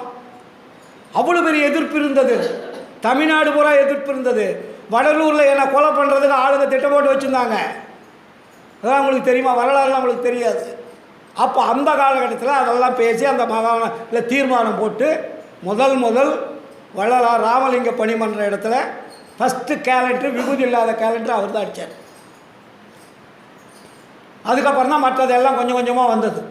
அதே மாதிரி வடலூர் தெய்வ நிலையங்க பூரா முதல்ல பத்திரிக்கை பூரா விபூதி வச்ச வள்ளலார் தான் வரும். அங்கே போராட்டம் பண்ணி எழுத்து. அதுக்கப்புறம் இப்போலாம் பார்த்திங்கன்னா வெறும் வள்ளலார் தான் வரும், விபூதிலாம் இருக்காது. தர்மசாலைக்கு பத்திரிகைலாம் அதுக்கு போராட்டம் பண்ணி அதெல்லாம் இன்றைக்கி தான் மக்களுக்கு ஒரு விழிப்புணர்வு ஏற்பட்டுருக்கு. அரே வள்ளலார் சமயத்தில் இருக்கிற வழியும் சென்னையில் இருக்கிற வழி தான் வச்சார். ஏன்னா அவருடைய உடம்பு எப்பொழுது அருள் தேகமாக மாறிடுச்சோ விபூதிக்கு அங்கே வேலை இல்லை. சொத்த தேகம் ஆகிட்டாவே தீர்ந்து போச்சு. இப்போ நம்ம சாதாரண தேகத்துக்கு தான் இருக்கோம். அவருடைய தேகம் சுத்த தேகமாக மாறிச்சு, பிரணவ தேகமாக மாறிச்சு, ஞான தேகமாக மாறிச்சு. அவருடைய உடம்பை தொட முடியாது. வள்ளலார் தெரிவார், நீங்கள் அவரை தொட்டிங்கன்னா தொடாது, கை போய் வரும். அவருக்கு முன்னாடி இருந்து யாரும் பார்க்க முடியாது. அவர் பார்த்தா நீங்கள் பேச முடியாது, மெல்ட் ஆகிடுவீங்க, தெரியாது. அதெல்லாம் சொல்கிறேன். நான் இப்போ மேட்டுக்குப்பத்தில் இன்னொன்று செய்தி நேரம் ஆகிடுச்சு. இது வெளியே 40 வருஷமாக இருந்ததில்ல மேட்டுக்குப்பத்தில். இது வெளியே நான் பேசுறது கிடையாது. இது வெளியும் மேட்டுக்குப்பத்தில் போவேன், வருவேன், தியானம் பண்ணிவிட்டு வந்துடுவேன். உள்ளே போய் 1 மணி நேரம் 2 மணி நேரம் உட்காருவேன். அங்கே நைட்டில் எல்லாம் கூட்டம் கூட அங்கே போயிடும். நான் வடலூரில் இருப்பேன். அங்கே போய் நான் பேசுனதே கிடையாது. தர்மசாலையில் மீட்டிங் பேசுவேன், மற்ற இடங்கள்லாம் தமிழ்நாடு எல்லாம் போகிறோம். மேட்டுக்குப்பத்தில் இத்தனை வருஷமாக அந்த மேட்டுக்குப்பம் மேடையில் நான் பேசுனதே கிடையாது. அது சூழ்நிலை அப்படி ஒத்துக்கலை. அப்புறம் இந்த தடவை என்ன பண்ணிட்டாங்க, ஒரு 15 நாளைக்கு முன்னாடி நான் தர்மசாலைக்கு போகும்போது மேட்டுக்குப்பத்துலேருந்து ஒரு போஸ்ட் மாஸ்டர் பையன் ராமலிங்கம், அப்புறம் புலவர் ராஜதுரைன்னு சொல்லி இவங்கெல்லாம் வந்தாங்க. என்ன நினச்சாங்களே, நான் தர்மசாலையில் பேசிகிட்டு இருந்தேன். ஐயா இந்த மாதம் நீங்கள் மேட்டுக்குப்பத்தில் பேசுகிறீங்கன்னாரு. என்னடா திடீர்னு சொல்கிறாரு அப்படின்னு. என்ன ஆச்சு உங்களுக்கு, ஏன் என்னாச்சு அப்படின்னு கேட்டேன். ஏன்னா அவர் சேலம் குப்புசாமிலாம் பேசுவார். ஏன் ஆளுங்க யாரும் பேச வரலையா, அதுக்காக கூப்பிட்றீங்களா அப்படின்னு கேட்டேன். இல்லை நீங்கள் இந்த தடவை பேசுகிறீங்க அப்படின்னா எனக்கு ஒரு டவுட்டு. சரி பார்க்கலாம் அப்படின்ட்டு விட்டேன். சரி நீங்கள் சொன்னால் நான் நிச்சயமாக வரேன், கன்ஃபார்ம் பண்ணுறதா தான் நான் வேறு ப்ரோக்ராம் ஒத்துக்காக வரும் அப்படின்னேன். இல்லை வரீங்க அப்படின்ட்டாங்க. சரி அதே மாதிரி நான் போயிட்டேன் சென்னைக்கு. அப்புறம் மறுபடியும் 2 நாள் இருக்கும்போது நான் ஃபோன் பண்ணி கேட்டேன், ஐயா மேட்டுக்குப்பம் சித்தி விழாத்துக்கு நான் வரணுமா, இல்லை வேறு யாரும் ஏற்பாடு பண்ணிட்டீங்களா அப்படின்னு கேட்டேன். இல்லை நீங்கள் கண்டிப்பாக வரணுன்னாங்க. அதுக்கப்புறம் வாட்ஸ்அப்பில் நான் போடணும், அதுக்காக தான் கேட்குறேன்னா அவங்க போட்ட மாதிரியே வாட்ஸ்அப்பில் எழுதி இது மாதிரி சித்தி விழா திருமாளிகள் இரவு சொற்பொழிவு நடக்குன்னு போட்டோம். அப்புறம் என்னாச்சு, ஃபஸ்ட்டு அங்கே இசை கச்சேரி வச்சாங்க 1 மணி நேரம். அதுக்கப்புறம் இடையில யாரும் பேசாத எங்கிட்ட விட்டுட்ட உடனே ஸ்டார்ட் ஆகிடுச்சு. முதல் நம்ம எதை பார்க்கணுன்னா, கடவுள் யார் என்பதை மட்டும்தான் மக்களுக்கு முதல் புரிய வைக்கணும். மற்றதெல்லாம் அது அப்பாற விஷயம். கடவுள் யாருன்னு தெரியாது இருக்கிறவங்களையும் நமக்கு ஒன்றுமே விளங்காது. ஏன்னா வள்ளலார் வந்து கடவுளை தான் ஃபஸ்ட்டு ஸ்ட்ராங் பண்ணுறார் இல்லையா? அப்போது கடவுள் அந்த கொள்கையிலே முதல் வார்த்தை என்ன போடுறாரு? கடவுள் ஒருவரே, அவரே அருட்பெருஞ்சோதி ஆண்டவர்னார். அப்போது அந்த கடவுள் கொள்கையை முதல் விதைச்சிட்டு தான் கடவுள்னால நம்ம என்ன லாபம் அடையணும்னு நம்ம சொல்லணும். அப்போ அதை ஸ்டார்ட் பண்ணிவிட்டு 1 ஹவர் அந்த பக்கம் உட்காந்துட்டாங்க. மக்கள் நிறைய கூட்டம் வந்துடுச்சு.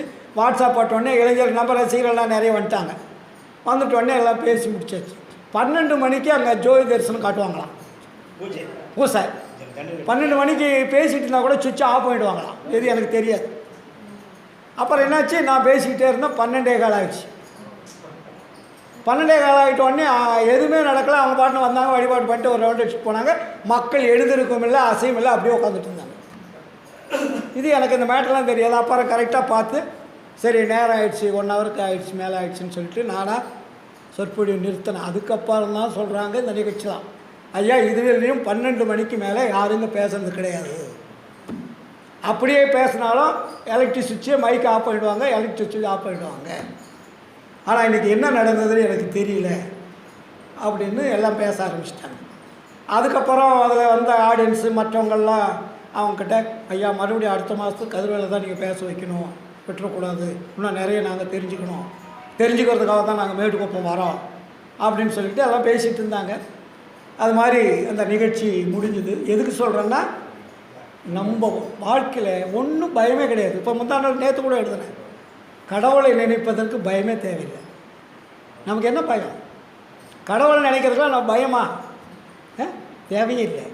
ஏன்னா நமக்கு தாயாகி தந்தையுமா தாங்குகின்ற தெய்வம், அதுக்கு தனக்கு நிகரில்லாத தனித்தவன் தெய்வம். நீங்கள் மற்றவங்களாம் நினச்சி பயப்படலாம், நம்ம அம்மா அப்பாவை நினச்சி பயப்பட முடியுமா? உலகத்தில் யாரோட அண்ணன் தம்பி உற்றாரோடையெல்லாம் பயப்படலாம்.